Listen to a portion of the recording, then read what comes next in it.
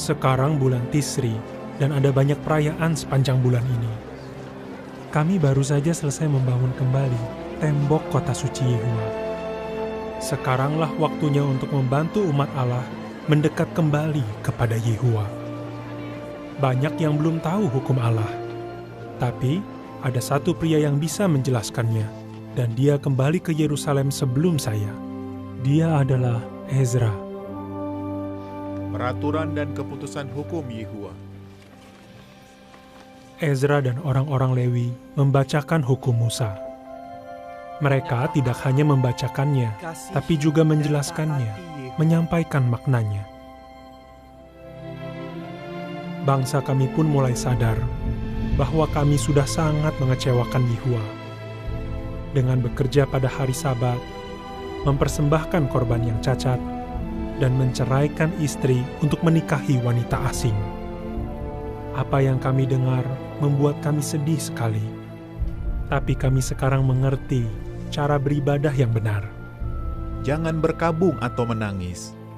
Sekarang kalian sudah tahu caranya menyenangkan Allah, jadi senangkan Dia. Jadi pergilah, nikmati makanan yang terbaik, dan minuman yang manis, dan berbagilah dengan yang tidak punya apa-apa. Jangan sedih, karena sukacita dari Yehua adalah benteng kalian.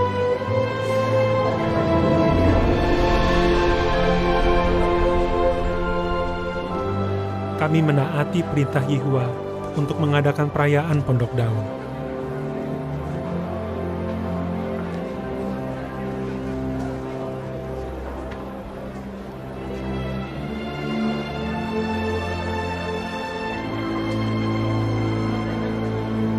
Selama 7 hari, kami bersukacita dan bersyukur atas berkat Yehua. Lalu pada hari ke-24, kami berkumpul untuk membaca hukum Allah, mengakui dosa-dosa kami, dan berkabung atas semua kesalahan kami.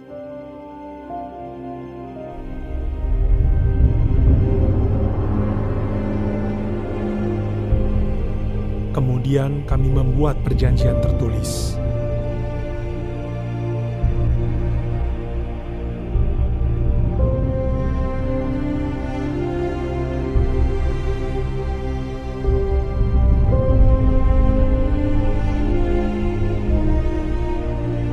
Kami berjanji untuk menaati hukum Yehua. Amin. Amin. Tapi ada yang langsung lupa janji mereka. Penuel. Raham. Ini untuk bayar sewa kami. Taruh di kantong. Susah bawa keranjang. Sudah dengar rencana baru Nehemia? Maksudmu soal pindah ke Yerusalem? Bukan. Yang benar itu dipaksa pindah ke kota. Diundi 1 dari setiap 10 keluarga. Ya, aku tahu. Kenapa malah aku yang terpilih? Padahal aku ini kan sudah punya tanah di luar kota. Oh. Jadi kapan kamu pindah? Apa? Aku tidak pindah. Aku berhak mau pilih tinggal di mana. Kamu juga. Kami tidak terpilih. Ya belum. Tapi kalau nanti kamu terpilih, kamu harus tolak seperti aku. Raham. Raja mengutus Nehemia untuk membangun Yerusalem. Nehemia itu gubernur. Gubernur bisa diganti. Nehemia akan pulang ke Persia. Setelah itu kita tidak usah ikuti kata-kata dia lagi. Kalaupun Nehemia pergi, Yehua bisa lihat apa yang kita lakukan. Dia ingin orang-orang tinggal di Yerusalem. Kamu tahu itu kan? Jadi kamu lebih pilih Nehemia. Kamu tidak tahu terima kasih. Raham. Punyamu.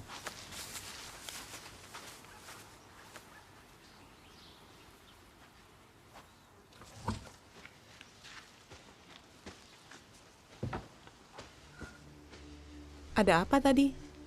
Raham tidak mau pindah ke Yerusalem. Dia ingin kita dukung dia. Kamu bilang apa?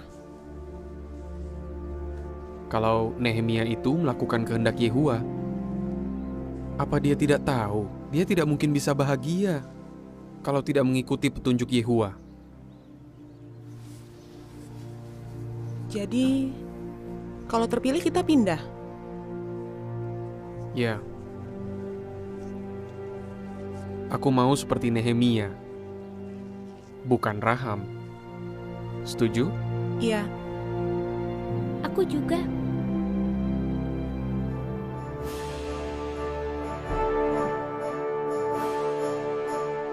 Ketika tembok Yerusalem diresmikan, kami bernyanyi untuk memuji dan mengucap syukur kepada Allah. Suara sukacita kami bisa terdengar sampai jauh sekali.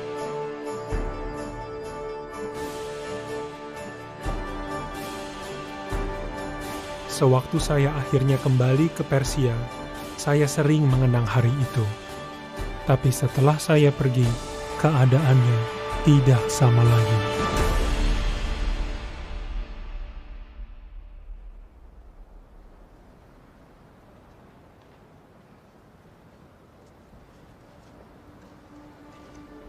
Ada seorang utusan yang Yehua gunakan untuk mencatat apa saja yang terjadi di Yerusalem selama saya pergi. Namanya Maleaki.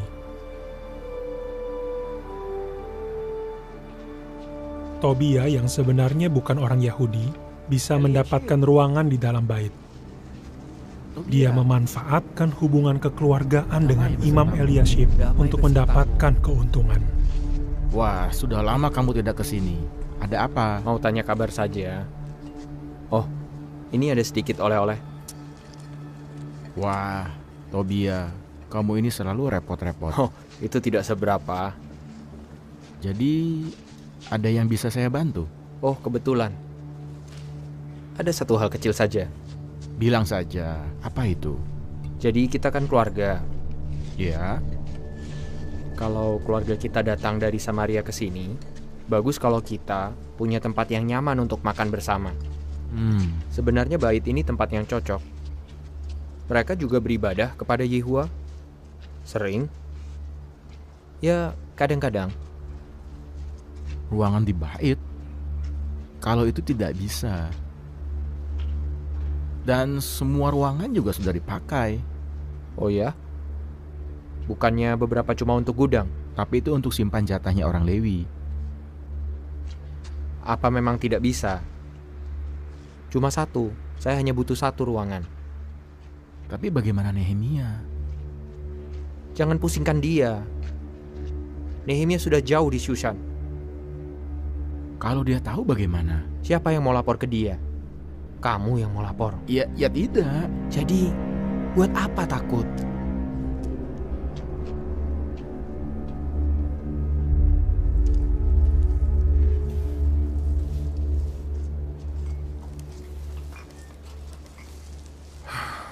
Imam besar kita ikuti keinginan Tobia lagi.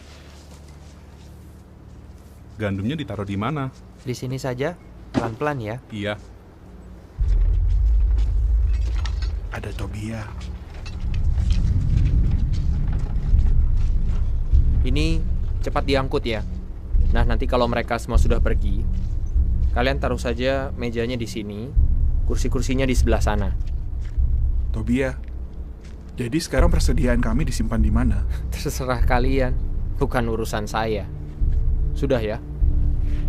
Tolong kalian, cepat pergi. Nah, kalian turunkan barang-barangnya di sini. Taruh saja kursi-kursinya di sana. Nanti mejanya di sebelah sini. Eliashib seharusnya tidak mengizinkan siapapun untuk menggunakan ruangan bait. Apalagi orang seperti Tobia. Nehemia kan sudah berusaha keras untuk membuat bait ini tetap suci. Tapi banyak orang juga sudah tidak berikan perpuluhan. Kalau kita mau makan, kita harus urus ternak dan ladang kita. Tidak ada gunanya melayani Allah. Saudaraku, jangan sampai kesalahan mereka merampas sukacita kita. Memangnya selama kita melayani Yehua, kita dapat apa? Iya, dan ada tertulis, urus baik-baik dombamu. Tapi ada juga tertulis, orang yang setia akan menerima banyak berkat. Kita harus percaya kepada Yehuwa. Dia pasti akan menyelesaikan masalah ini. Maleaki melihat orang-orang telah menjauh dari ibadah sejati. Orang Lewi yang dulunya membantu orang lain untuk menaati perintah Yehuwa malah merasa pelayanan mereka tidak ada gunanya lagi.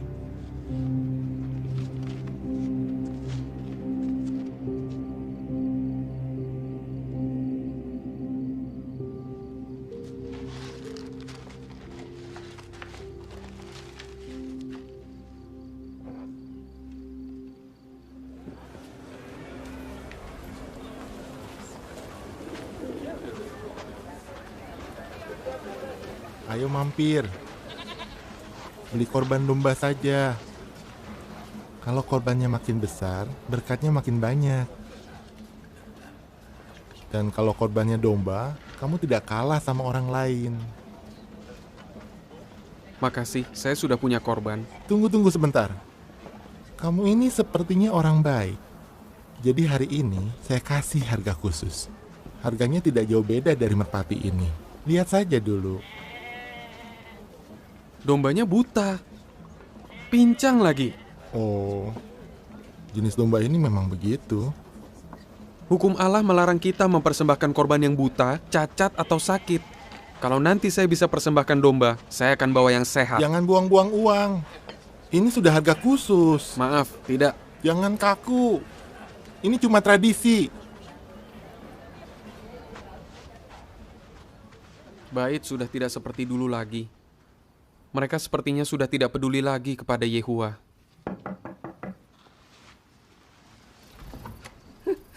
Azubah, kenapa? Ada apa, Azubah? Raham mana?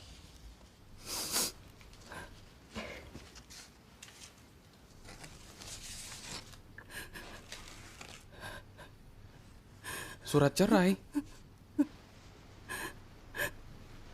Aku sudah berupaya jadi istri yang baik. Aku diusir Raham. Jangan takut, Azubah. Kamu bisa tinggal di sini. Iya, sama kami. Semua ini salahku. Kamu jangan pikir begitu. Tapi aku tidak bisa punya anak. Punya anak atau tidak, pernikahan tetap suci. Percaya kepada Yehuwa, Dia tidak akan tinggalkan kita.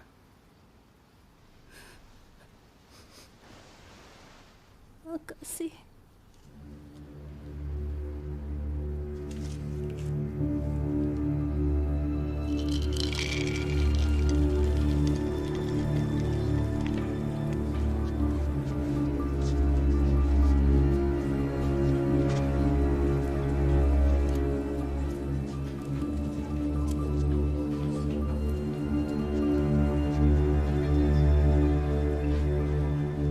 Raham, kami dapat tamu semalam. Istrimu. Istri yang sudah kamu ceraikan.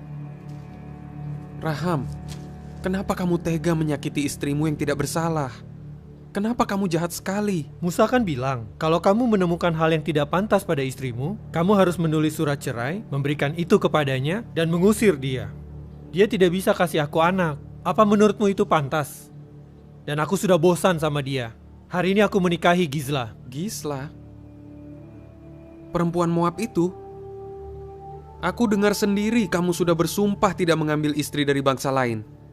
Hukum Allah berkata mereka akan membuat anak-anak kalian menyembah allah-allah lain.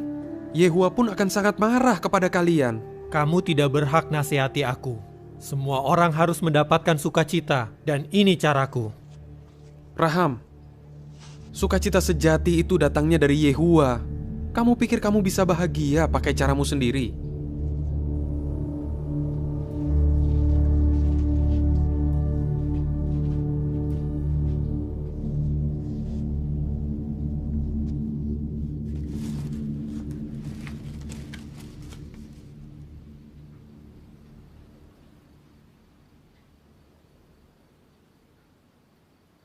Yehuwa, kenapa kami saling berkhianat dan menodai perjanjian leluhur kami?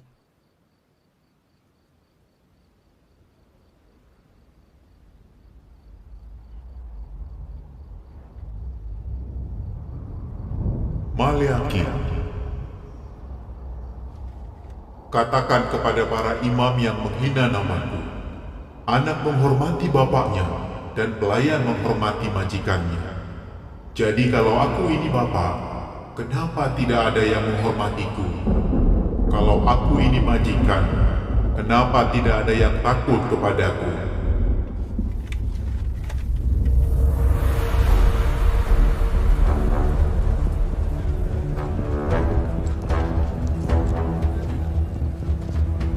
Kawanku, sepertinya kamu belum bawa persembahan.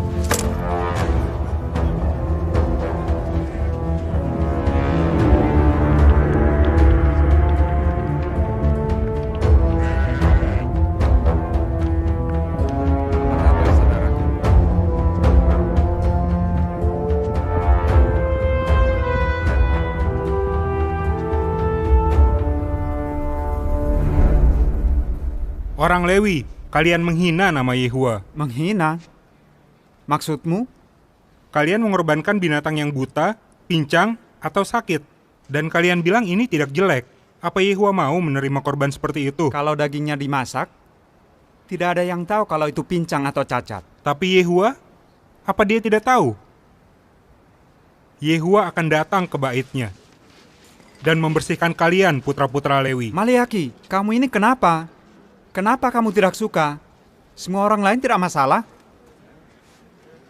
Para imam, kalau kalian tidak sungguh-sungguh, kata Yehuwa, aku akan mengutuk kalian. Semua berkat kalian akan aku ubah menjadi kutukan. Kembalilah kepadaku, dan aku akan kembali kepada kalian. Bagaimana kami bisa kembali? Apa ada manusia yang merampok Allah? Tapi kalian merampok aku, kata Yehuwa. Dalam hal apa? Dalam hal perpuluhan dan sumbangan kalian merampok aku. Seluruh bangsa kalian melakukannya, kata Yehuwa. Bawalah semua perpuluhan ke bait, agar ada makanan di rumahku. Cobalah uji aku, dan lihatlah, apa aku tidak akan membukakan pintu-pintu air di langit untuk kalian, dan membanjiri kalian dengan berkat? Ada lagi yang kalian lakukan, sehingga dia tidak berkenan pada korban kalian. Memangnya apa? Kalian mengkhianati istri yang sudah kalian nikahi, padahal dia pasangan dan istri kalian yang sah. Tapi ada yang tidak seperti itu, karena masih mengikuti bimbingan kuasa kudus. Maka jagalah hati kalian. Jangan mengkhianati istri yang kalian nikahi sewaktu muda, sebab aku membenci perceraian, kata Yehuwa. Bibir kalian seharusnya mengajarkan pengetahuan, dan mulut kalian seharusnya memberitahukan tentang hukum. Tapi kalian malah membuat banyak orang menyimpang.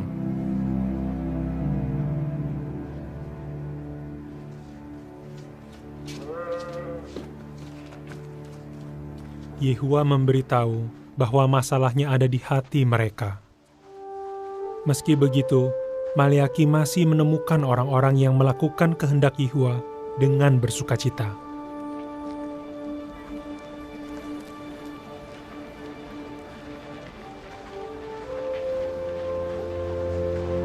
Penuel, Maleaki, Azuba, Tabahya, kalian akan melihat perbedaan antara orang yang benar dan yang jahat, antara orang yang melayani Allah dan yang tidak. Kamu pasti nabi. Saya hamba Yehuwa. Yakinlah, kalau kalian sedang bicara tentang Yehuwa, Dia memperhatikan kalian. Ada buku peringatan tentang mereka yang takut kepada Yehuwa dan memikirkan namanya. Semoga Yehuwa menyertai kalian.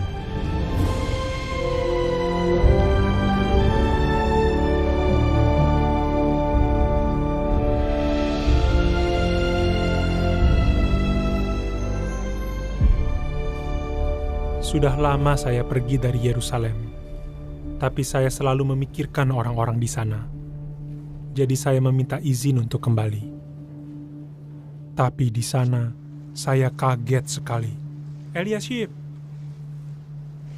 Damai besertamu. Nehemia, kamu kembali? Mana orang Lewi dan para penyanyi? Beberapa lagi pergi. Pergi? Kemana mereka? Itu Pedaya. Pedaya! Ini ada Gubernur Nehemia. Maaf, saya pergi dulu. Silakan.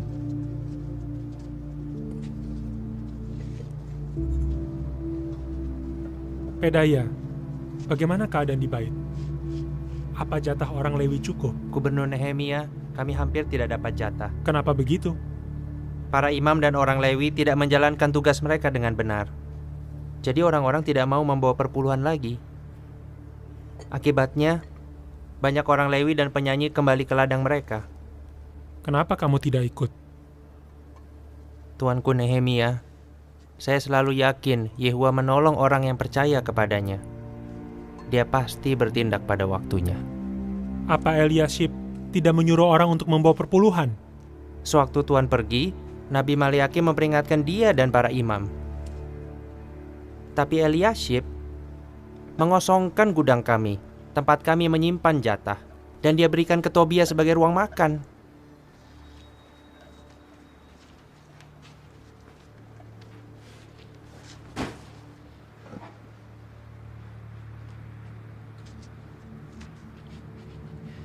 Pedaya, tolong buang ini semua.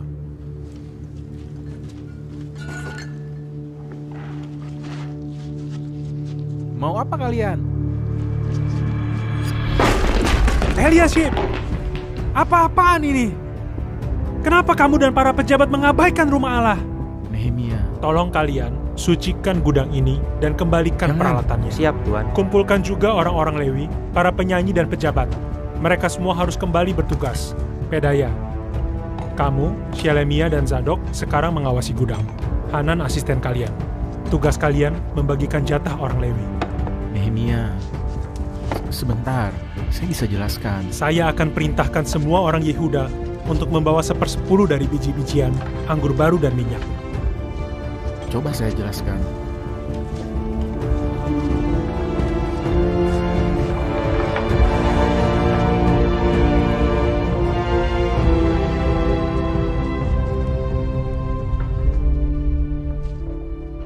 Allahku, ingatlah aku. Jangan lupakan kasih setiaku terhadap rumahmu.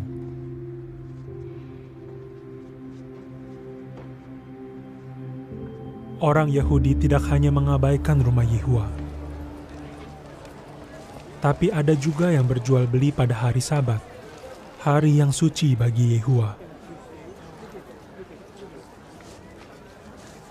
Jual apa hari ini?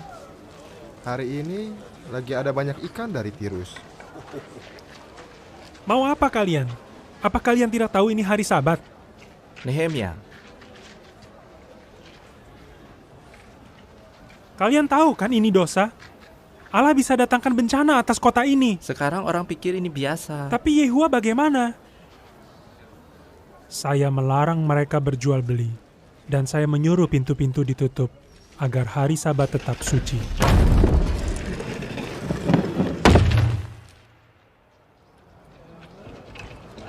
Tapi seminggu setelahnya, para pedagang kembali lagi. Kenapa pintunya ditutup? Saya sampai harus tidur di luar. Hukum Allah jelas. Hari Sabat, jangan kerja dan berdagang. Pergi! Orang Lewi, kalian jaga gerbang. Sabat harus tetap suci. Jangan sampai ada yang masuk.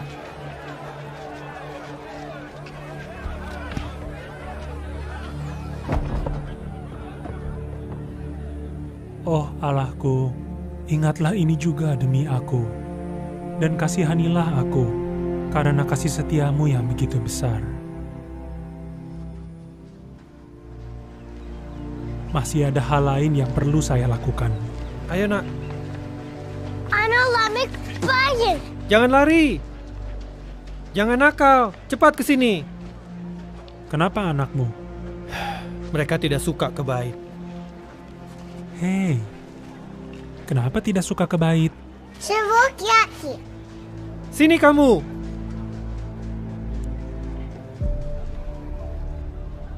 Maaf tuanku, istri saya tidak lancar bahasa Ibrani.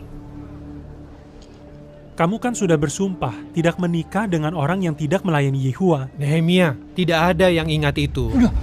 Kamu bersumpah. Iya. Jadi kenapa kamu melanggar perintah Yehua dan sumpahmu sendiri? Aduh. Kamu buat anakmu sendiri tidak mengasihi Yehua. Kamu pikir kamu bisa bahagia kalau tidak diberkati Yehua? Saya sudah berdoa minta berkat. Kalau begitu, kenapa kamu tidak taat? Raham, mana mungkin Yehua memberkati kalau kamu tidak taat? Ini tidak mengherankan. Mereka mengikuti contoh buruk dari orang-orang yang memimpin mereka. Itu cucu Eliasib yang menikah dengan wanita Horon, putrinya Sanbalat.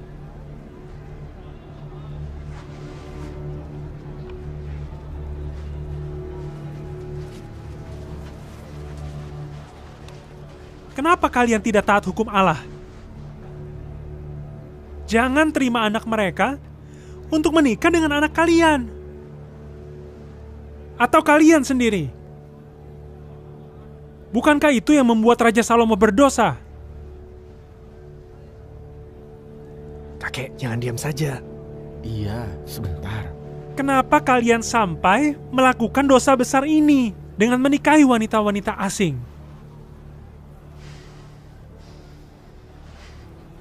Kamu sudah mencemari keimaman. Kamu tidak boleh jadi imam atau tinggal di Yerusalem.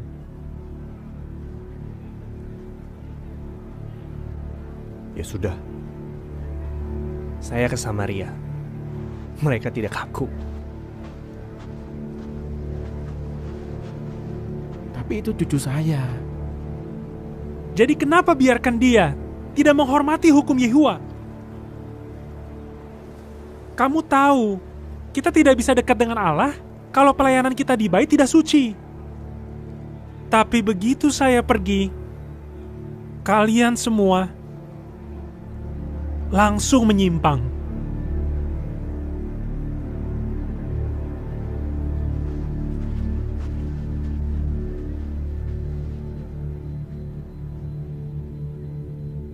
Memang butuh waktu. Tapi kami akhirnya kembali beribadah dengan benar.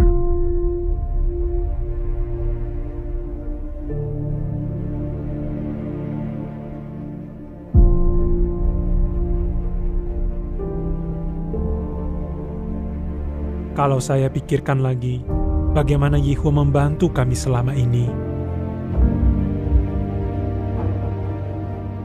Meski kami menghadapi tentangan, kalau begitu, kita bilang saja Nehemia yang melawan raja. Kita harus segera menyerang mereka. Kamu mau tunggu sampai mereka mulai bunuh kita? Pengaruh buruk dari orang lain. Aku berhak mau pilih tinggal di mana. Kamu juga. Kamu harus tolak seperti aku. Jangan buang-buang uang. Jangan kaku. Ini cuma tradisi. Kalau kita mau makan, kita harus urus ternak dan ladang kita. Tidak ada gunanya melayani Allah. Sering tidak tidur. Kita harus ke Yerusalem untuk lihat keadaan di sana. Kamu tidak lihat mereka benci kita. Mereka tidak senang dengan proyek ini. Enak, kami yang jadi korban. Bekerja keras. Proyek ini juga terlalu berat. Kami sudah capek. Buat apa ada tembok? Saya jadi ingat sukacita yang kami rasakan karena kami melayani Yehua sesuai dengan kehendaknya. Sebenarnya, bukan hanya tembok yang dibangun kembali, tapi Yehua juga membangun kembali iman kami.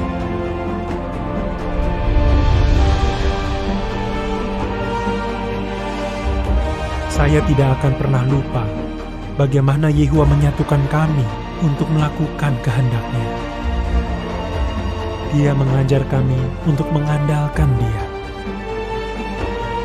Dan Dia menguatkan kami.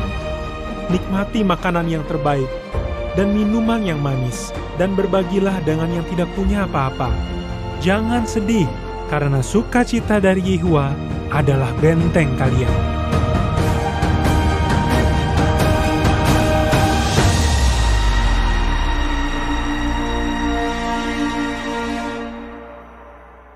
Allahku, ingatlah dan berkatilah aku.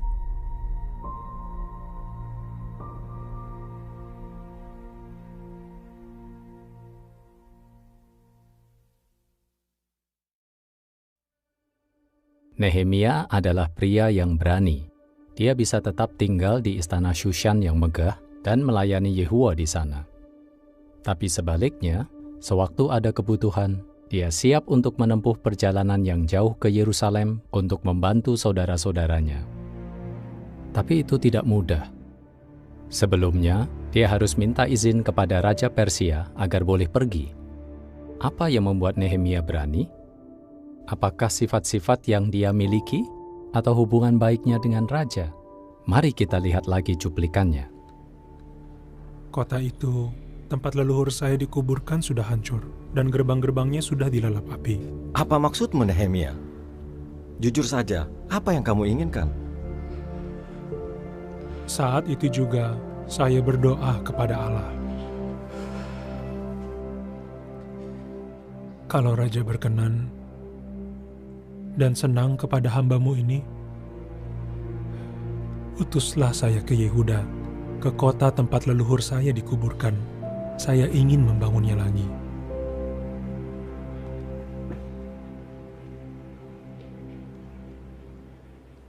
Pergilah. Yehua menyertai kami. Nehemia dengan rendah hati langsung berdoa kepada Yehua, sumber dari keberanian. Dan selama menjalankan tugasnya, dia terus berdoa, dan Yehua memberkati dia. Jadi pelajaran pertama bagi kita, kalau ada masalah, kita mungkin langsung mengandalkan Yehua. Tapi bagaimana kalau keadaan baik-baik saja? Apakah kita masih mengandalkan Yehua? Atau kita mungkin malah merasa nyaman dan bahkan berpikir, hidup saya sekarang sudah enak. Saya tahu masih ada banyak yang harus dikerjakan, tapi saya sudah sangat lama melayani Yehua. Bagian saya sudah selesai. Biar yang lain saja yang kerja. Apakah Yehua senang dengan sikap seperti itu? Bukankah lebih baik kita berdoa kepada Yehua dan meminta keberanian dan sukacita kepada Yehua supaya kita bisa semakin meluaskan pelayanan kita? Bisa jadi, Yehua akan memberi kita berbagai tugas yang tidak kita sangka. Nah, sewaktu Nehemia tiba di Yerusalem, dia tidak hanya memberikan perintah kepada orang lain. Alkitab mengatakan bahwa dia juga ikut bekerja bersama saudara-saudaranya sejak pagi-pagi sekali sampai bintang-bintang terlihat. Seperti Nehemia, kalau kita punya semangat rela berkorban, Yehua juga akan memberi kita kekuatan untuk melakukan tugas kita. Orang Israel selesai membangun tembok hanya dalam 52 hari. Ini sangat luar biasa karena mereka terus-menerus ditentang. Awalnya, para musuh hanya mengejek, tapi lama-lama para musuh mengancam untuk menyerang. Ada orang Samaria di sebelah utara, orang Amon di sebelah timur, orang Arab di sebelah selatan, dan orang Asdod di sebelah barat. Yerusalem dikepung oleh musuh. Itu bisa saja membuat mereka merasa takut dan tidak berdaya. Apa yang Nehemia lakukan? Nah, apa yang biasanya dia lakukan? Nehemia mengatakan, "Kami berdoa kepada Allah kami." Lalu, Nehemia menguatkan orang-orang. Dia berkata, "Jangan takut kepada mereka. Ingatlah Yehua yang begitu hebat dan menakjubkan." Hasilnya, mereka pun terus membangun. Setelah musuh Nehemia sadar bahwa ancaman mereka tidak berhasil, apakah mereka menyerah? Tidak. Mereka menggunakan cara lain untuk menentang Nehemia. Sebenarnya, ada 3 siasat yang mereka coba agar Nehemia berhenti melakukan tugas dari Yehua. Apa saja itu? Mari kita lihat videonya lagi. Mereka berupaya membujuk Nehemia untuk menjebak dia.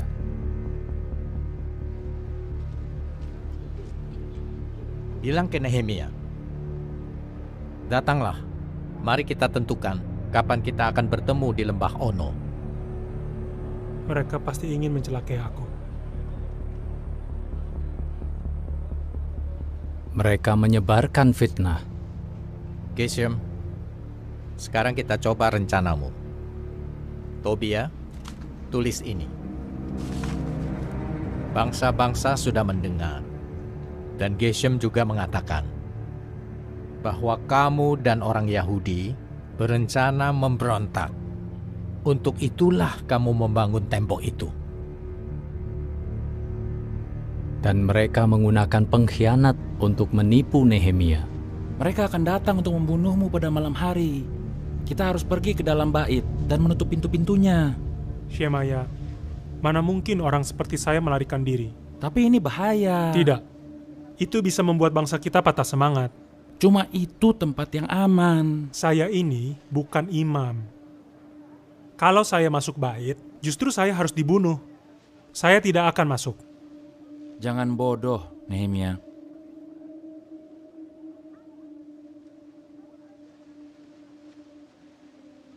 Oh, mereka. Tobia dan Sanbalat yang pasti menyuruhmu, kan? Jangan munafik. Semoga Yehuwa menghukum mereka dan kamu semua nabi-nabi palsu yang menakut-nakuti saya. Ayo Hanani, kita harus kerja.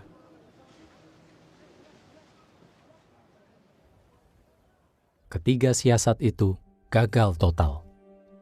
Jadi, pelajaran kedua, seperti Nehemia, kita mungkin menghadapi para musuh yang bersiasat untuk menghentikan pelayanan kita. Ada yang mungkin berupaya membujuk untuk menjebak kita. Mereka mungkin berusaha meyakinkan kita kalau kita sedikit saja mengurangi semangat kita dalam melayani Yehuwa, kita sebenarnya bisa sukses di dunia ini. Tapi karena kita mengutamakan kerajaan Allah dalam hidup kita, seperti Nehemia, kita akan menolak bujukan mereka. Kita tahu bahwa dunia setan ini akan berakhir. Para musuh juga menyebarkan fitnah tentang kita. Di beberapa negeri, kita dituduh menjadi ancaman bagi pemerintah. Beberapa pengadilan telah membuktikan bahwa tuduhan seperti itu palsu. Tapi apapun yang diputuskan pengadilan, kita yakin Yehuwa pasti akan membuat kehendaknya terjadi. Tentangan juga bisa datang dari orang-orang yang berpura-pura melayani Yehuwa. Dulu, sesama orang Yahudi berusaha membuat Nehemia menyelamatkan dirinya dengan melanggar hukum Allah. Sekarang, orang murtad berupaya menggunakan berbagai cara untuk membuat kita tidak setia. Tapi, kita tidak mau mendengarkan kata-kata orang murtad. Karena kita tahu, kita bisa selamat dengan menaati hukum Allah, bukan dengan melanggarnya. Berulang kali, Nehemia berhasil lolos dari perangkap para musuh. Kenapa? Apakah karena dia orang yang sangat pintar? Tidak, tapi karena Nehemia mengandalkan Yehuwa. Dan Yehuwa membantu dia untuk mengenali siasat yang dirancang oleh para musuh. Setelah tembok dibangun, Nehemia sempat pergi dari Yerusalem. Bagaimana keadaannya sewaktu dia kembali? Nehemia berharap orang-orang terus beribadah dengan cara yang benar. Tapi ternyata hanya sedikit yang melakukannya. Padahal Nehemia sudah berusaha keras untuk membantu orang-orang percaya kepada Yehuwa. Bagaimana perasaan Nehemia? Dia bisa saja bilang, "Sudah, cukup. Biar orang lain saja yang bantu mereka." Lalu dia pergi. Apa dia begitu? Mari kita lihat. Kenapa kamu dan para pejabat mengabaikan rumah Allah? Tolong kalian sucikan gudang ini. Hukum Allah jelas. Hari Sabat jangan kerja dan berdagang. Pergi. Kamu kan sudah bersumpah tidak menikah dengan orang yang tidak melayani Yehuwa.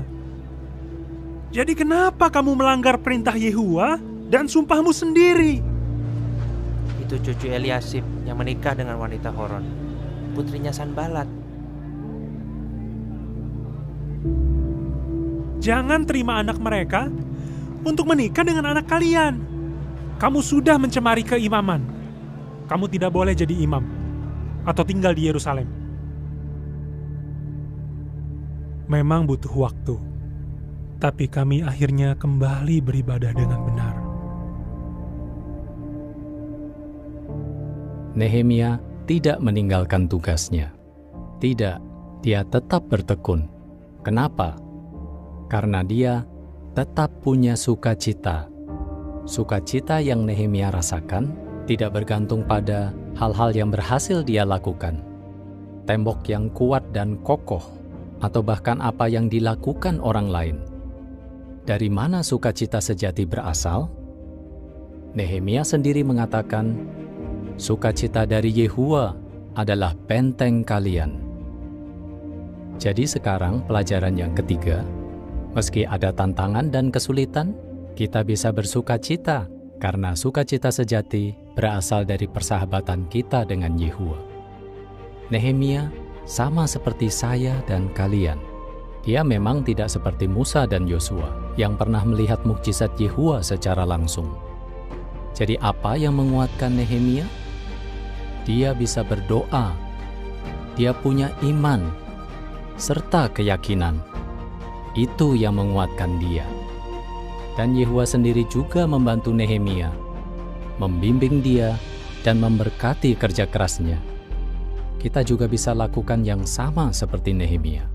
Berdoalah kepada Yehuwa, berimanlah kepadanya, dan yakinlah dia akan memberkati kerja keras kita. Dan seperti Nehemia dulu, Yehuwa juga akan memberi kita keberanian, kekuatan, pemahaman, dan ketekunan agar kita berhasil dalam tugas kita.